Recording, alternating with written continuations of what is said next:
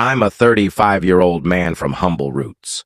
My wife hit a $9 million lottery jackpot, then promptly filed for divorce and threw me out of our home, overlooking the prenuptial agreement her parents insisted I sign before we tied the knot. Growing up, my family lived in a modest suburban house, always filled with the comforting aroma of fresh laundry and home-cooked dinners. After high school, I worked various jobs: bartending, assisting at my uncle's hardware store, and later managing a small sporting goods shop. It wasn't flashy, but it was honest work. My wife, however, came from a vastly different world. Her parents owned multiple properties, drove luxury vehicles, and threw lavish parties a few times a year. Let's call them my father-in-law, FIL, and mother-in-law, MIL. My FIL was a towering man, both in stature and presence, with a knack for dropping subtle, intimidating remarks that felt like veiled threats. My MIL had a talent for quiet disapproval. A single arched eyebrow could make anyone feel small. They were never openly hostile, but their polite words always carried an undercurrent of judgment.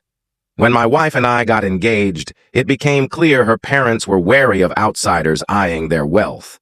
Despite our long relationship, they treated me like an intruder. Before we could set a wedding date, my FIL demanded I sign a prenup. Lacking the funds to contest it legally and swept up in love, I convinced myself it was just a formality to appease them. Love would outweigh any paperwork, I thought. I still remember the day I signed it vividly. It was a sunny afternoon at their sprawling estate. My FIL slid the document across the table with a pen, while my MIL offered me tea, as if it were a routine business deal. My wife stood quietly to the side, barely speaking. That stung, but I brushed it off, thinking it wouldn't matter long term. The prenup stated that her family's gifts, inheritances, or trust funds were her separate property, but major assets acquired together, like a home or lottery winnings, would be considered marital property. I found that clause unusual, but my focus was on marrying her. 6 months later, we wed by a serene lake in an extravagant ceremony. My parents, overwhelmed by the opulence, remained supportive. I noticed strain in my father's expression when he greeted my in-laws. He'd always advised me to trust my instincts, but I believed love would overcome any doubts. The early years of marriage were mostly smooth.